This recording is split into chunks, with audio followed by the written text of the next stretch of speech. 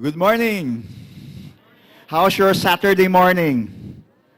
Is it good or are you tired? Huh? Welcome to the third day of the International Ecotourism Forum. And today with us are our Asian Ecotourism Network officers and members who will be sharing the best practices of their respective countries as well as success stories of their countries. And before I'd like to call on our first speaker, I'd like to acknowledge the people who are here in the audience, despite being a Saturday. Saturday in the Philippines, well, maybe in other countries as well, is usually spent on the beach, in the mountains, or at home, staycation. But they're here, and I'd like to acknowledge the presence of the following representatives from the local government unit of Sagada province. Yeah, hey! And we have from Tuguegarao. And we also have from Siarca. Did I pronounce it? And of course, from the NCCA, or the National Commission for Culture and the Arts. And we have from the municipality of Tiboli, our tourism officer. And of course, we have graduate students from the Lyceum of the Philippines University. So we're going to be as informal as we can get, no? I mean, we learn. At the same time, we just maintain an informal atmosphere, okay? Do you agree with me? Okay, let's put on our best smile. It's Saturday, and we're supposed to be, relaxing. Anyway, I'll start the forum by calling on our first speaker. And by the way, may I request the speakers to just introduce themselves before their presentations?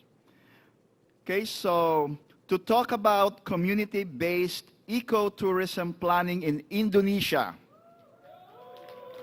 Indonesia, how many islands do you have, by the way? 17,600. Is that high tide or low tide? Nip tide.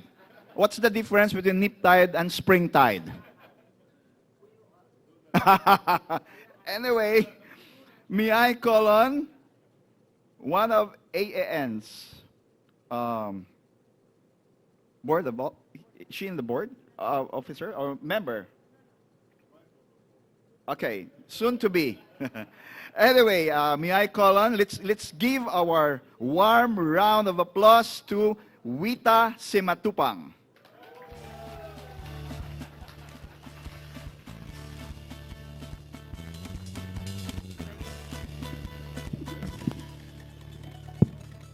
I am truly AN supporters, Mr. Baboy. So although we are not in the board, but I always support AN. Yes. Okay. So thank you, everyone. I would like to also thank my friend from Zamboanga. Thank you so much for remembering all the details about Indonesia. Really appreciate. Yes. Yes, exactly. Thank you so much. Okay. I just go direct. Yeah? Okay. Thank you, everyone. Yes. Yeah. Very good morning. Mabuhay. One word I learned since I'm here. As you can see, my name is Wita Simatupang. I'm from Indonesia. I'm working, I have two legs. So one is at the local NGO, the Indonesian Ecotourism Network. But I'm also teaching at the University of Tarumanegara at the postgraduate program in planning. So I'm basically educated as an architect and then as a planner. But these days, I prefer to call myself as a facilitator, because I think that's what I've been spending most of my time now, facilitating others to achieve their objectives. So, this is the faces of your families in Indonesia. No? You don't recognize them? No? Yes, that's Ari, that's me, and also some others here, Mia.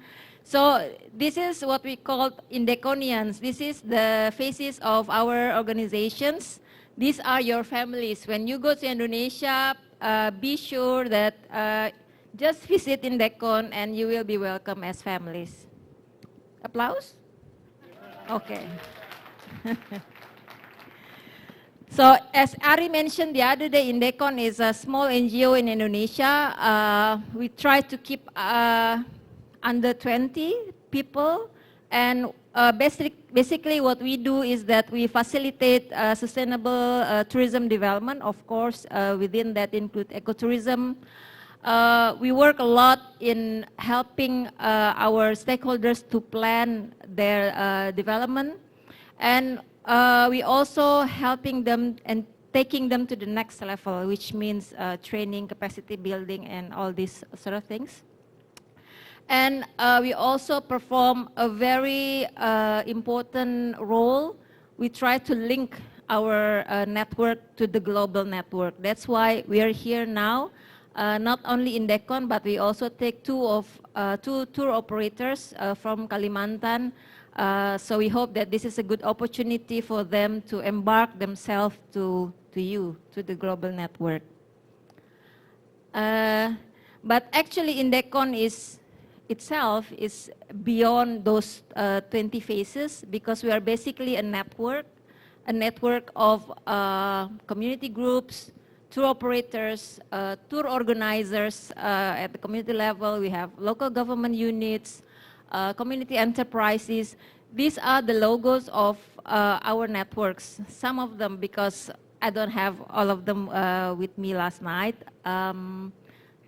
And we have what we call the Indonesian Ecotourism Network gathering every year. So we gather in one of the places, whoever would like to host us. And it's a very casual healing and learning events. So as you can see, all happy faces. So next time, in the last 5 years, we already had people outside Indonesia to join the Indonesian network gathering. So probably, sir, next time, yes, I'll send you an invitation. Okay, and this is our approach. So today I will be basically speaking in the Indonesian context because I don't know whether this is applicable elsewhere. Probably you can tell me later in the discussion. So our approach in community-based tourism is basically these 5. Capacity building is increasing capacity of the communities itself. Product development is actually developing the things or the products to be offered to the visitors. And development planning, institutional development and marketing. And today I will be speaking particularly on the planning itself. If people ask me which one to do first, I often get that questions. I said, I don't know, because it really depends on the stage where you are now. So that's always, every time we developing the community base, we always start with an assessment, a self-assessment. So sometimes you have to start with capacity building, sometimes you have to start with product development already, or sometimes with development planning. So, but we believe that planning has a very essential role in community-based ecotourism. We learn about the principles, the code of ethics, but I think we agree that our ultimate objectives is actually to minimize the bad things and optimize all the good things, right? But in the context of community, in the village or in the rural areas, it's also very important, I always highlighted this to them, is to have a harmony between tourism and also their lives. We don't want to have tourism, oh, it's gone, violating their culture or their traditional life. So tourism or even ecotourism, all kind of tourism you have, all has to be managed very well. And planning to me is a tool to do that. And planning can be done at any scale of the space. It can be done at the attraction level, or also can be done at the village level or destination level, especially if tourism is one of the development sector in the village, then it can be executed or conducted in the village level.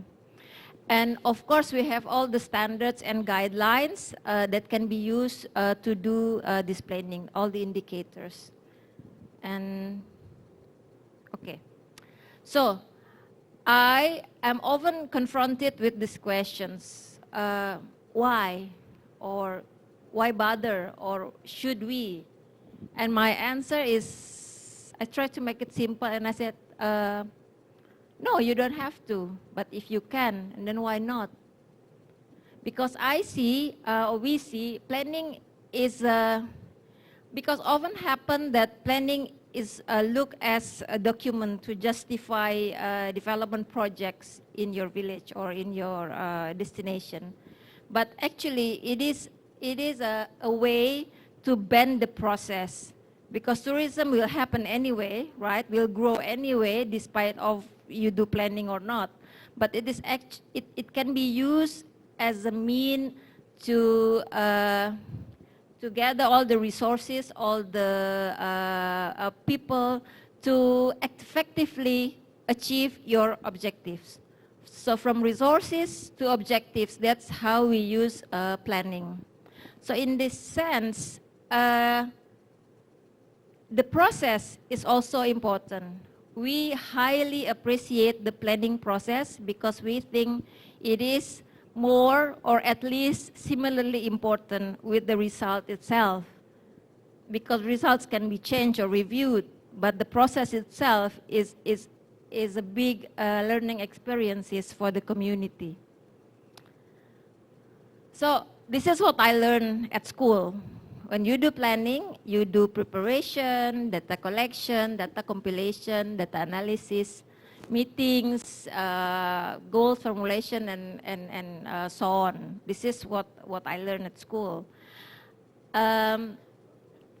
So, and most planners can do this. I mean, in sometimes 2 months, and then you get the beautiful drawings, reports, and everything. And usually, socialization happen at the end after the plan is formulated and then it's disseminated to the communities.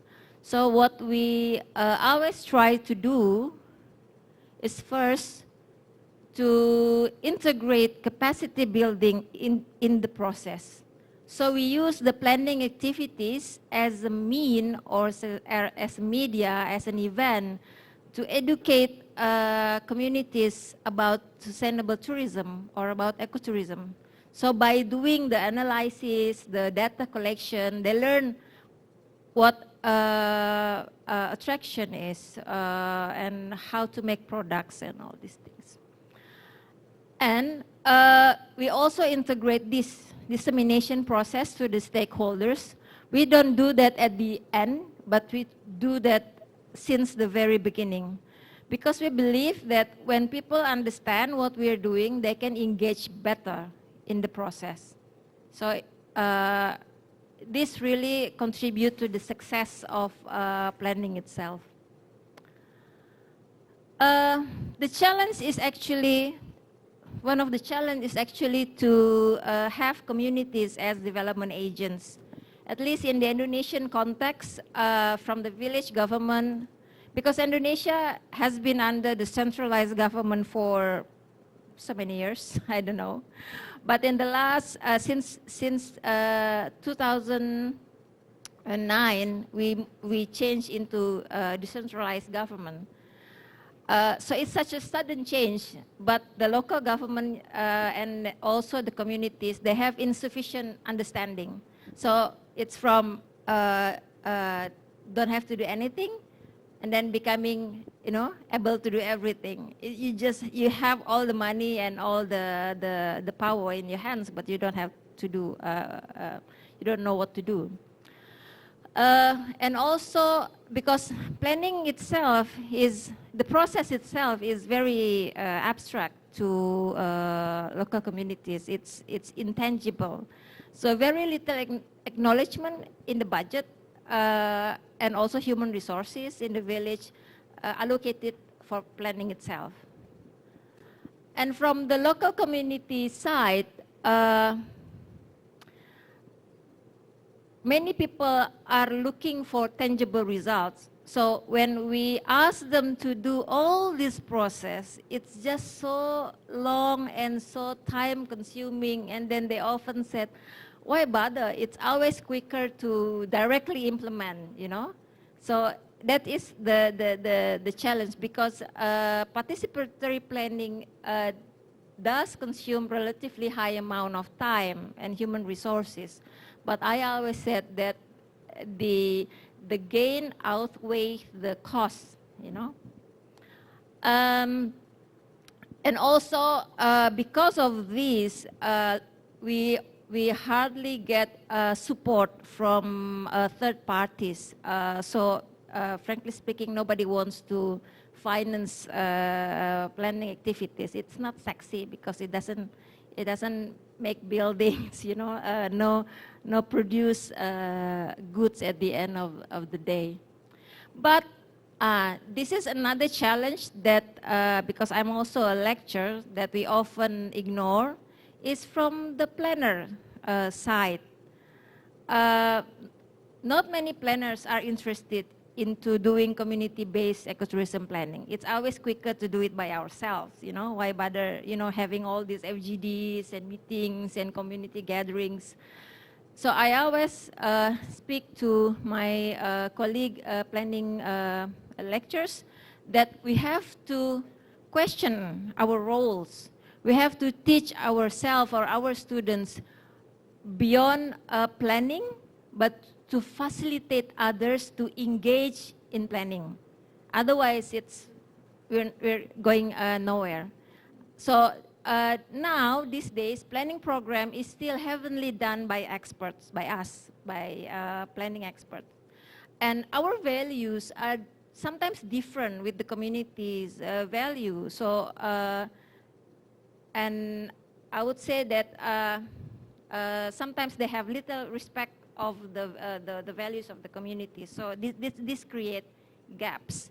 So we really have to train our planning students how to facilitate planning process. So we work together with several villages in Indonesia in terms of community-based planning. And I would like to share here one of the case we did in Yogyakarta, in Langran, but a little bit about the Indonesian planning context. So in Indonesia, we have planning based on the administrative territories, and then also based on the sector, the development sector. So for example, we have the long-term planning at district level, and then the spatial planning. But you also have the sectoral planning, like tourism, fishery, forestry, and these don't always collide to each other, and most of the time they don't actually. And the green ones are regulated by the law, but it stops there, and the yellow one have not yet been regulated by the law. So there is no obligation for village government to make a tourism plan. So we tell them, this is your chance. You have the money to to manage yourself, even though it's not yet regulated, and so that you can do it accordingly to yourself. Okay. This is Ngelangran, a little bit about Ngelangran. It's a small village in Yogyakarta. It has been voted or appointed as UNWTO Best Tourism Village in 2021. The main attraction is the cars at the back. This used to be a very poor village because they don't have water. And then the Sultan constructed a huge water reservoir in the village. And then they use the reservoir and also the cars and other resources as attractions. This is the location. If you see the map of Indonesia and then Java Island and then it's in the southern coast. Yogyakarta itself is a very famous tourism destination. It has been visited by nearly 7 million visitors in 2019. And the village is, if you see here, that's the village. So very close to Jogja. So it was started very modestly. It was started actually not from the tourism aspect. It was started by several youths. So they would like to conserve water in the village because water used to be a problem. So it's from an environmental perspective actually. In 2014, they already tripled its growth by the number of visitors. So if you see that they marked their highest number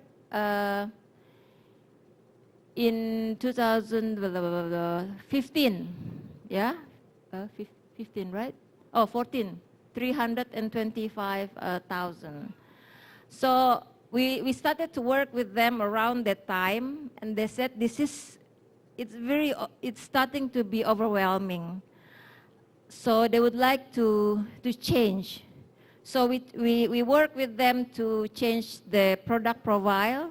So if you see, the number of tourists decreased by 1/3, but the number of income increased by 3 times.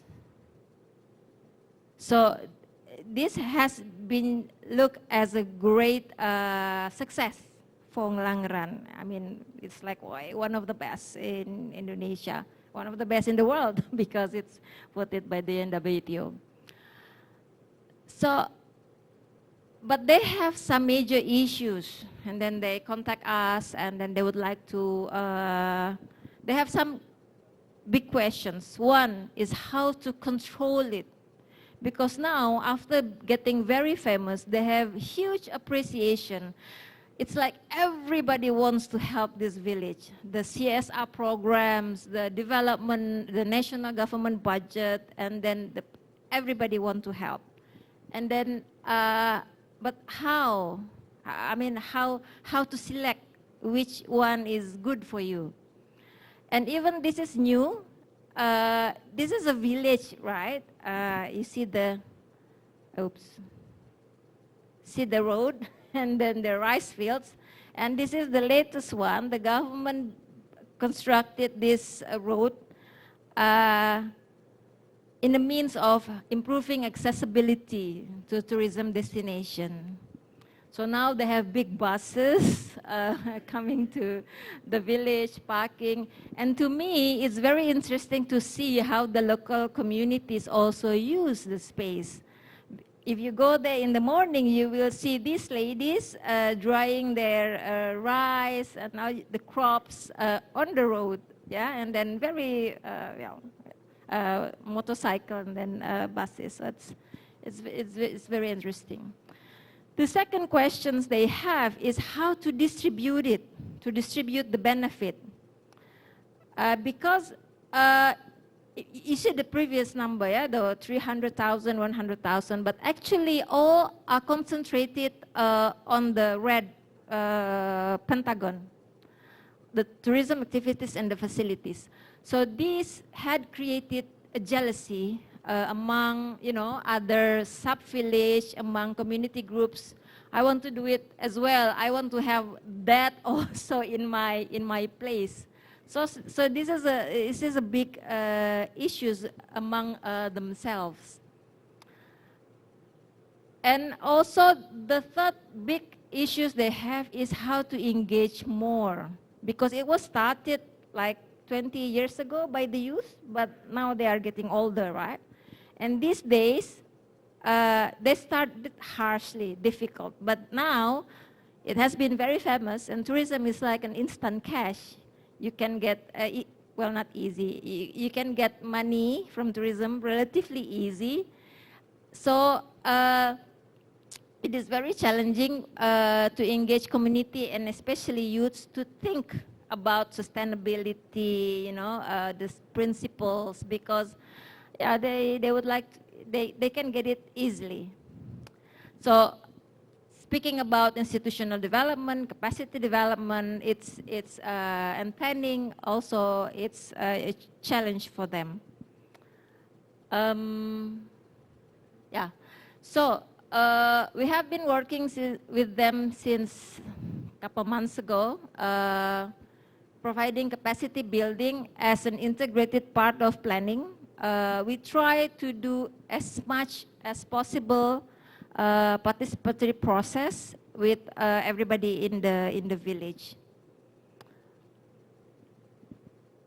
But the participatory is such a buzzword, so it's really easy relatively to go from multi-stakeholders to just many stakeholders.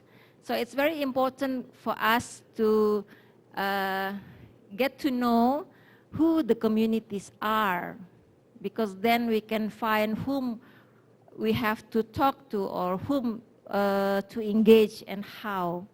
So we have the village government as itself, and then the local tourism organization is these young people who started tourism 20 years ago, and they have the second generation, which I call the youths now, and also the wider community members, which are engaged so much in tourism development now. So previously, it's only people in the blue box who are engaged, and we try to get people in the red box now to get engaged in planning and probably later in tourism itself. Yes, so it's very important to identify because they are multi-faceted, they are heterogeneous. At school, I learned that people in the urban areas are heterogeneous, but people in the village areas are homogeneous, right? At least that's what I learned. But that's not what we found, yeah, Ari. Even in the rural areas, they are very heterogeneous. They have different interests, they have different power and capacity. That's why I always tell our Indeconians that understand your community and get to know them, because that really determines the success to work with them. So these are the key strategies that we have outlined so far. First, that I'm really happy with this first one because they are initiating and financing, because it's already, they're earning a lot of money, yeah? Financing and implementing in non-tourism development projects. And they have chosen to focus on education and public health. And this include, for example, they are going to provide free health checkup for the members of the Pok Darwis and also for the communities, and also free vocational classes for children, women, and other community members in English, educational, basic tourism, and many others. And also strengthening the measures to ensure adaptation of ecotourism principles, particularly in the key tourism areas. I will show you later after this. And also trying to get more youth into tourism management by the youth program. We use the social media, the competition, whatever it takes to engage the young people. So you still remember the Pentagon, right? So they decide to distribute tourism and selected key tourism areas. So the Pentagon is the red circle.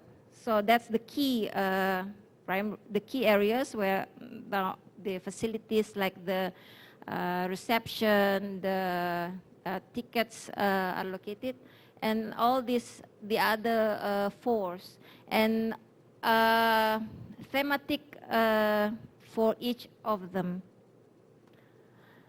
And another key strategy is diversifying the tourism products. This is a group, so they're shifting their market, because before it's like mass market, and already in 2015 they tried to shift the market into more ecotourism aware people, but the products are not developed further. So now they try to move on. So distributing the visitors to other attractions. Remember the blue dots before, other attractions in the village, and creating more opportunities for the communities to engage. So after COVID in Indonesia, wellness tourism, I think as well, is a big hit. So this is what they developed. So people stay overnight, and then in the morning, instead of directly going home, they provide yoga classes up in the hill. Happen to be there's a rainbow, not always. And this is also what they sell. So they change completely their marketing features, their marketing product. So it's more trendy now, and speaking the language of the market. But it's still not easy. This is the further findings we found. So even though people are very motivated in the beginning, the interest in the development still reduce along the process because they would like they're more used to field works rather than desk work. So they're very enthusiastic when they do data collection, but when it comes to writing up and then formulation, and then it reduce a bit. We also focus more on the engagement process. So I tell them that I actually bragging myself. I said that I can do this in 2 months, but what does it make? I can do this. It's easy for me to make the documents, but it's actually very difficult for you to make you implement the strategies. So I would rather teaching you to do it than then you can implement it. The other challenge is also translating the methodology. It's basically bridging the language between the communities and the planners, because up to this moment we're still speaking different languages. So this is what I always say to them: plan our work and then work on our plan. Thank you so much.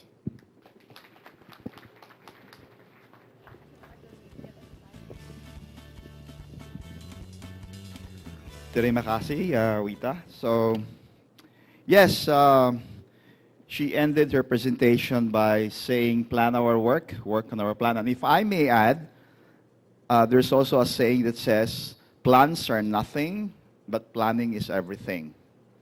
Okay, and I think the Philippines and Indonesia share a commonalities when it comes to community-based ecotourism planning. I can cite a few, no? As well as challenges, like for example, community interests will wane as the community waits for the implementation of the ecotourism projects. And yeah, more projects, we call them in the Philippines fast-track projects, should be put in place so that it will motivate, it will not lose the momentum of the community to work together, no, for the implementation of the project while still on the planning phase. Okay, again, thank you very much, Wita. And before, let's give her a warm round of applause, please. And before I'd like to call on our next speaker, wait. Yeah, I'd like to acknowledge the presence of the Ecotourism Planning and Development Officer of the region where I belong. That's Region 7. That comprises Cebu, Bohol, Negros, and Siquijor. I'd like to call on Dr. Jelina Diasis. Acknowledge. And of course, our Assistant Regional Director of DENR of Region 9, Dr. Alan Oporto. You know, they're here with us. Thank you very much for coming. Okay, our next speaker, and he will introduce himself as well, will be talking about Satuyama and Satumi perspectives of Taiwan indigenous people. Did I pronounce it correctly? Okay. So let's give another warm round of applause to Yong Song Chen of Taiwan, sorry.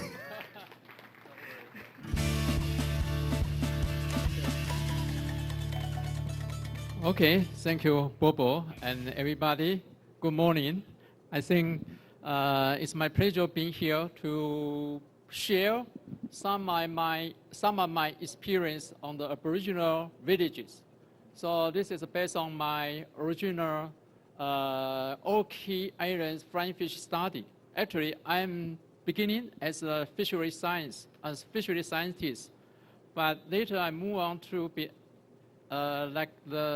doing some earthworm culture, vermicomposting. And recently, I moved on to another field, is a disciplinary study with the blood soldier fly. So if you have any interest on the waste composting or anything regarding the waste recycling, it's great to have me to have a discussion with you. Okay. So I am on behalf of Taiwan Eco Tourism Association, T. So I think some of you are quite familiar with T. Also, I'm working at the university. Okay. And I would like to divide my talk into several sections. So briefly introduce what's Satuyama and Satomi. Anyone heard about it before? Yeah, certainly I'm Satomi. Okay, yeah. Okay.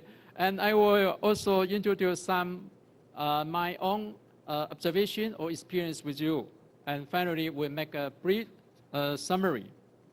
So I think from the beginning of the Satuyama, so actually, as I mentioned, it's originated from Japan. It's a Japanese terminology. So actually, the Satuyama meaning is harmonious with our nature. There's a Satuyama initiative was established at UNESCO's headquarters in Paris in 2009, as I remember, to recognize our societies in harmony with nature. So I think it's great to see how we are going to establish the effort to in harmony with our nature. Okay, so I think that you know quite well with our chat GPT as well. So you can see some keywords from the chat GPT, traditional rural landscape, and also sustainable use and management and natural resources by local communities. Certainly, it's ecosystem services being provided by our environment. Also, for local people, I think you will we will be familiar with our Muyong, Uma, and Prayo. I hope my pronunciation is correct, okay? Please correct me if I'm wrong. So the first one is my father. We had a small family farm. So we had the wild vegetables can be collected from time to time. Also, I have been a part-time rice farmer for about 5 or 6 years, doing some experiments. Also, I will show you later the Silei village, the Ataya tribal village, and in the right upper, in the right lower is Oki Island. I think probably you had heard about it before. I have been doing the flying fish research quite a few years. So I've been to Oki Island I think over 10 or 11 times, okay? So beginning with our Silei Aboriginal tribe in Hsinchu, in the middle Taiwan, okay? So they are implementing the crop rotation as well as cooperative farming, and also they will plant their crops according to different seasons. So also they make their own composting and to reduce the foreign materials. Also, they share their new farming knowledge with other villagers. So this is the head of the villagers.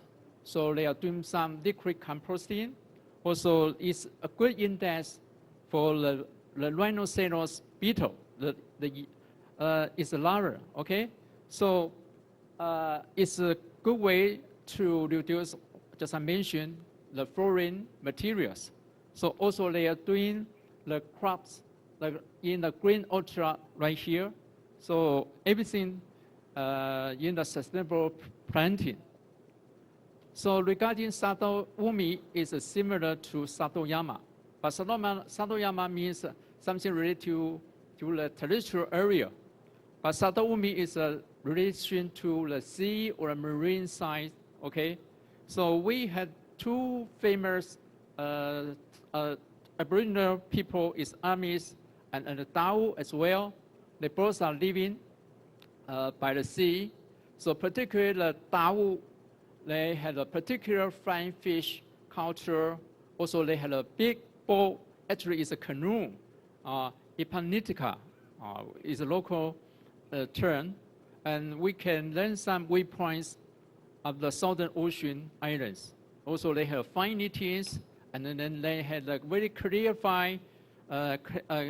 clearly classified food and utensils for different purposes. Okay. So these are Amis. So normally we will regard their food as the refrigerator from the sea. So also they will celebrate their flying fish festival during June, I think it's from April to June. Now just recently getting started. So Amis as well, they use a lot of natural resources from the sea.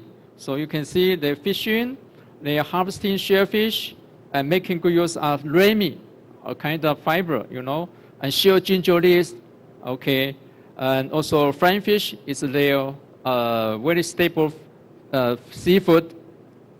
So let's get started. I'll show you the remote island. Actually, Taiwan regarded as our ocean center, okay. So where it is, it's in the southeastern part of Taiwan Island, okay, Taiwan nation.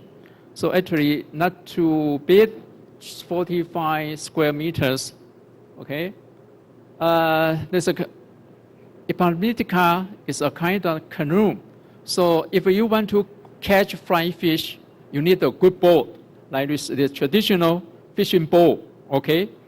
And also they will have a festival, like the flying fish festival from time to time, and not from time, actually it's annually. So they have very special, how we say, the festival to celebrate the flying fish season. Also, I just mentioned they have particular utensils for their wooden plate and only dishes, and also their flavor meal. Okay. So, what we can learn from Aboriginal people, their ecological viewpoints. I think some of you may heard about the very famous anthropologist, the Marshall Salins. So there's a book written by him, The Original Earthling Society. So also it's very similar to Satoyama and Sato Umi's philosophy. Okay, so some other villages also worth visiting. So I wanted to show you a little bit and regarding the original Earthling Society. As I remember Ari, yesterday he mentioned the Aboriginal people actually, they are not poor in terms of the possessions. It's not what we see is a material they have. It's everything including the spirit. So the world's most primitive people have few possessions, they are not poor. So hunter-gatherers consume less.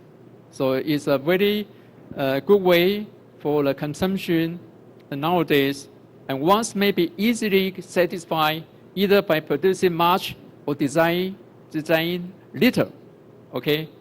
So if you want to go to Orchid Island, so normally you only can take very limited space transportation by air, by plane, but most of the people will go over there by ferry. Okay, so this harbor to catch most of the tourists to Orchid Island. Also, most of the how we say the tourists need most of the food, seafood is locally supplied, but some other certainly is from Taiwan. Okay, and you can have a different landscape, different season. So it is quite unique. Actually, it's some, as I remember, Orchid Islands Tao people actually originated from the Bataan, Philippines. So they can communicate each other. So better look at it. And what I mentioned, the original Earthling Society.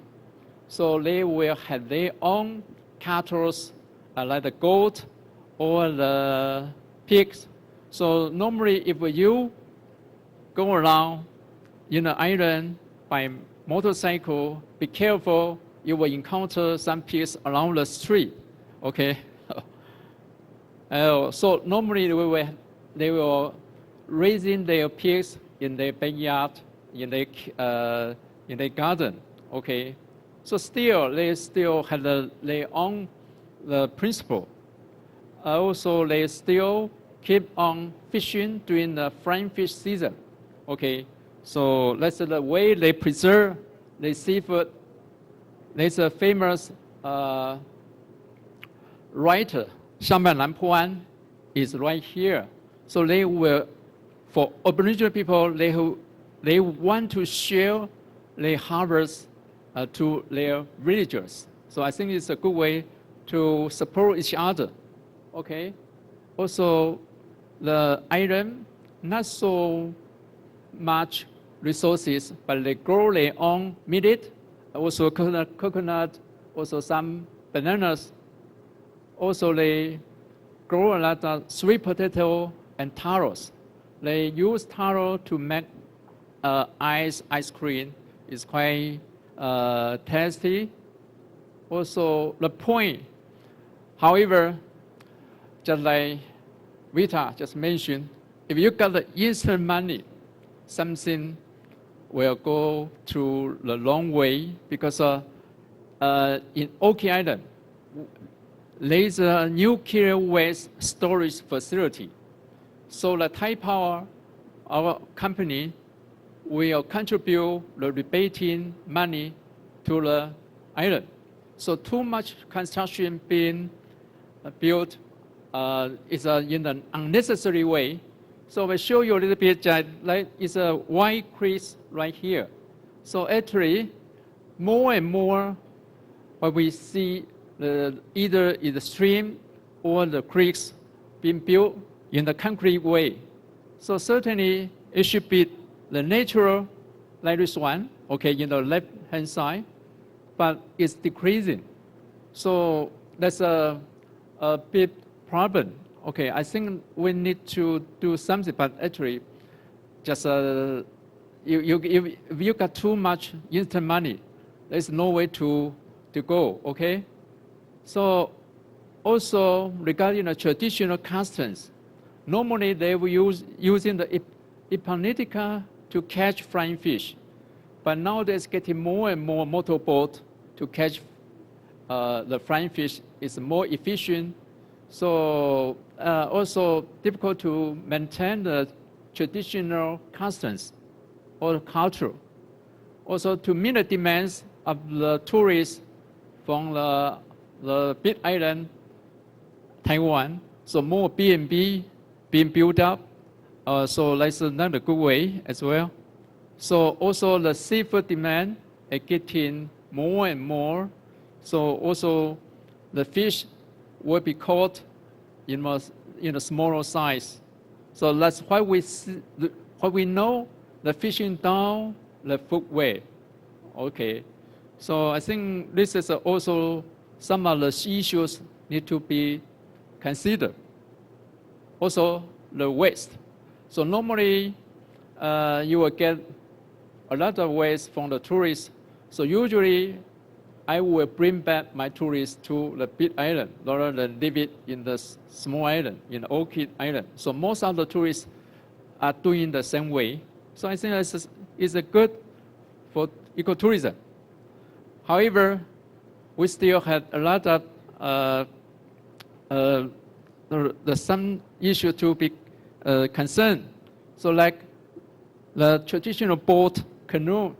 So nowadays, little and little space to allocate the canoe because you get more, the harbor is a lightweight way. So difficult to allocate the canoe. So in terms of the tourist numbers, you can take a look at the Green Island and Oki Island is getting more popular and popular. Also, some impact from the invading species like golden apple snail is being allowed in the island, even in the mountain area. So also there's an urgent need for cultural preservation, particularly for the younger generations. I think we can learn something from their ecological views, like the cooperation sharing, and also some we regard as land ethics. Also the Flying Fish Festival is the last eating festival because of the hygiene consideration, okay? So also better reduce overusing in order to preserve Oki Island's unique flying fish culture. I think the best indicator is to examine if Taiwan really want to go for an ocean nation.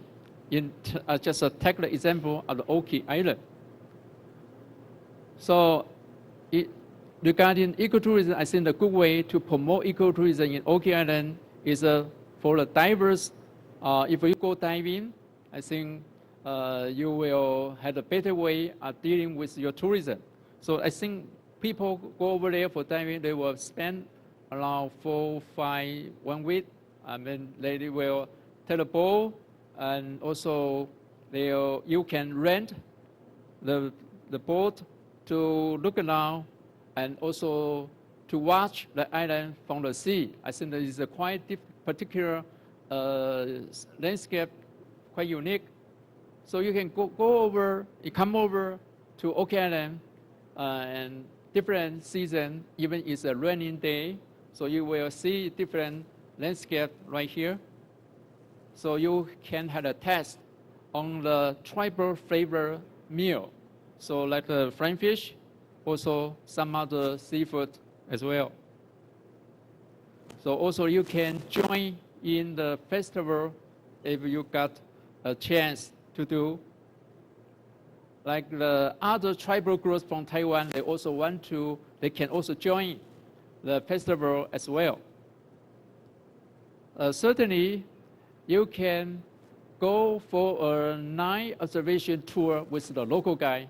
They know everything, so it's good to do the events or some activities like the night observations. Certainly, you can have a appreciation on the traditional cultures, also some handicrafts they produce, okay? So it's quite unique as well. Okay, you will have a chance to stay on their traditional house. Half is underground, so because it's quite a lot of typhoon in this area, so there's their traditional resident, okay? So, okay, and also you can have a test on the very big sweet potato and very tasty, and also the taro as well. Also the flying fish, drying flying fish, okay? Doing the picking with the, how we see this a plant, okay, with all banana leaf, okay? So some other Aboriginal villages worth visiting that are Smart Kusi, okay? I have been there a couple times, so also they had a good way to preserve their traditions. If you go to the Aboriginal village, better to learn some language from them. So like you can see for tribal Taya, you can, Lokasuka, that means how are you? So if you learn something from them, I think you will getting closer, okay? So in terms of resources utilization, so I think it's a good way to use the bamboo rather than other woods or logs. But nowadays, you should have your policy to transform to be more practical rather than, because of the cutting policy in Taiwan is only for 10, up to 10 years, you can cut the tree even for the bamboo as well. There's nonsense for the bamboo to until 10 years later. So I think it's a good way to build the bridge, like this, or doing other, for provide other purpose for bamboo. Okay, also you can have the log cultivated shiitake mushroom. It's a quite unique, special flavor for the mushroom as a natural produce. So finally, I think it's my brief summary conclusion. How can we regard Oki Island as a remote island to an ocean center? That also depends our perspectives or viewpoints, or together with the islanders, how to deal with each other. So I think based on Aboriginal experience and also facing some issues on climate change, I think the good way to tackle the climate change, that you can take care of the land left by your ancestors. Also having your own land, being able to take care of it is very beautiful. It's a very lucky and beautiful things. Also microclimate conditions for the crop diversity and self-sufficiency also is a very good way to provide everything you need, okay? So like the farmers in the seaside, they try to grow their own crops, okay? I think everybody can have their own imagination or impression on Satoyama. Or you had a very deep expectation, but hopefully, I think you can do something to dealing with those issues. Like they are facing the same situation, okay? So hopefully, I will hold everybody from time to time back to nature, and you can have a very Satoyama and Satoumi living freely with a sustainable life. Okay, that's I want to share with you. Thank you. Okay, thank you very much. Thank you, Mr. Yong, for sharing to us your country's unique Satumi and Satuyama peoples. No, I think they're part of the Austronesian migration. Okay, yeah. I understand they came all the way from mainland Asia, then to Taiwan, to Philippines, and then South Pacific. Am I correct? Okay. It also shows, your presentation also shows that affluence is not always equated with money, right? And if you use your cultural resources correctly, manage them well, it can be an effective tool for wealth generation, and that tourism may impact all of these cultural resources, but it's well managed, especially through ecotourism as a tool, then it can very well be sustainable. Okay, so let's take one or two questions before let's take a break for lunch. You have questions? One or two, because it's already 12:05. Silence. Well, if you have no questions, no questions. Okay, so let's take a break and let's all be back at 1 o'clock. Thank you very much and have a good lunch.